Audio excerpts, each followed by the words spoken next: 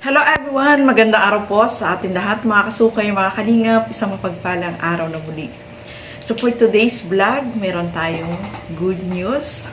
Meron naman tayong nasagap na good news, no? So good news po ito, hindi po ito fake news at hindi rin po ito haka-haka lang. Ito ay may pinanggalingan, mga kasukay, mga kalingap. So for today's vlog, ito nga, pag-uusapan natin itong pagiging masaya ni Kalingap Edu, mga kasukay, mga kalingap, no?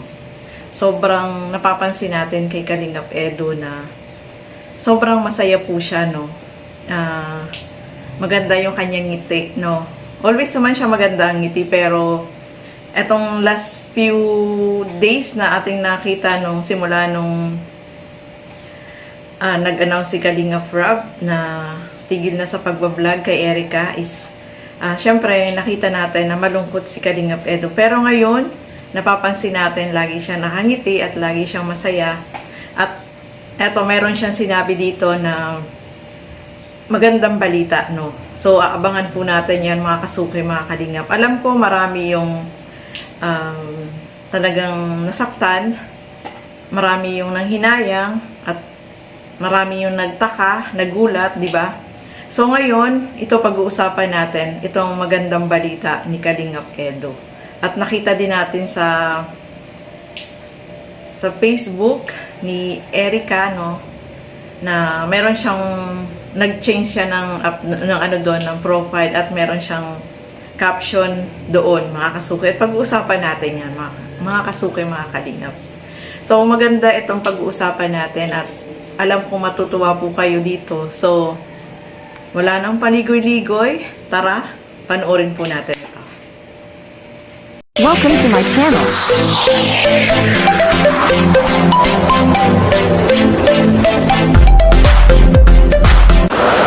May ginawa akong mission. Secret mission po. Pala guys. Ay, sorry. Huwag po tayo magpapaano sa mga ibang mga hindi kalingap na reactor guys. Yan, mag-iingat po tayo kasi yung iba nag-ano ng fake na news yan. Kahit yan. Huwag natin suportahan. Totoo po yan. Ingatan po natin hanggat hindi po nanggagaling sa aming bibig or nakikita nyo sa video, huwag po kayo magpaparapaniwala dyan guys. Kasi yung iba gusto lang kumita, nakakasira ng tao. At for the views. Oh guys, importante yan guys. At yan. Susunod na ano ko na lang sa Sunday yung ibang ay di, basta may magandang balita. Yan yan guys, huwag natin suportahan yung mga ibang basta yung mga ibang mga YouTuber na kung ano yung pinapakalat, no? Yung naninira lang sa Kalingap, naninira sa mga beneficiary ta. Huwag po natin panoorin, huwag po natin suportahan. At isa po yung sa nakakasira ng ating mga video mo rin ako. Naggalib kami sa nakakasira sa community.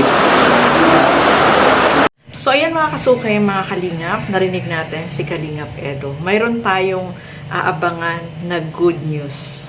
Yes! Wow, grabe. Maraming nag-aabang niyan, mga kasukay, mga kalingap. At alam naman natin, sana itong Edrica is muling magbalik, no? So, abangan po natin yan. At eto nga, may pakiusap din si Kalingap Edu. Marami po kasi yung mga fake reactor na talagang gumagawa ng mga fake na walang katotohanan, no? Hindi po sila legit na Kalingap reactor. So, wag po nating panoorin yung mga fake na reactor na yon kasi ang hangad lang nila yung makakuha ng views sa Kalingap, no? Hindi po sila legit na Kalingap reactor. So, wag po natin silang suportahan, mga kasukay, mga Kalingap. Yun ang pakiusap ni Kalingap Edu. Ang suportahan natin yung mga legit na Kalingap reactor, syempre. At syempre, suportahan din po natin yung teleserye ni Kuya Bal, no, na Pampagood Vibes, no, sa atin lahat.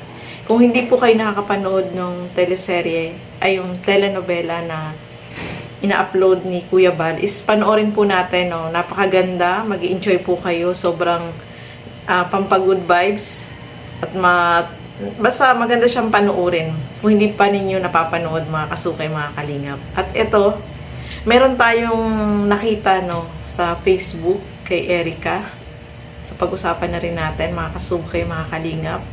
si Erica ay may nag-change siya ng ano doon, bago siya update siya ng profile. At ano siya, may caption na open and arms. Yun na ba yun? Parang yun na yung ibig sabihin nun, mga kasuki, mga kalingap, no?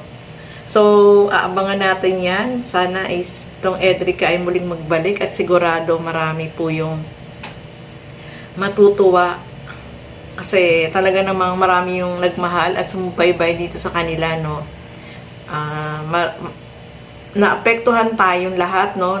Lalo na yung mga viewers at lagi nilang inaasam-asam na sana ay bumalik itong Edrica, no? At isa pa, nabasa din natin yung comment ni Kuya David Vlogs na may good news din siya doon na abangan natin ang pagbabalik ng Edrica, o di ba? So, tayong mga sumusubaybay at nagmamahal dito sa Edrica ay nag-aabang tayo na sana ay muling magbalik, no, yung kanilang tambalan. Sana ay pumayag muli si Erica, mga kasuki, mga kalingap, na magpa-vlog, no? Kasi marami talaga yung nag-aabang sa kanila at yung marami yung nagmahal dun sa tambalang yun, mga kasuki, mga kalingap. Sana is bumalik po yun, no? Nako, marami tayong nag-aabang at sana ay talagang open arms. Open. Open na yun si Erica, no, na magbablog muli, mga kasuki, mga kalingap. So, marami tayong nag-aabang dyan at sana ay muling magbalik ang Edrica, no? Yun yung inaasam-asam ng lahat. Marami akong nababasa ng mga comments na magaganda. Meron ding hindi magaganda, pero ignore na lang natin yung mga basher, yung mga negative comments. Dito lang tayo sa mga positive, no? Huwag po nating ibas si Erica, mga kasukay, mga kalingap. At alam natin na siguro si Erica is nagpahinga lang, no?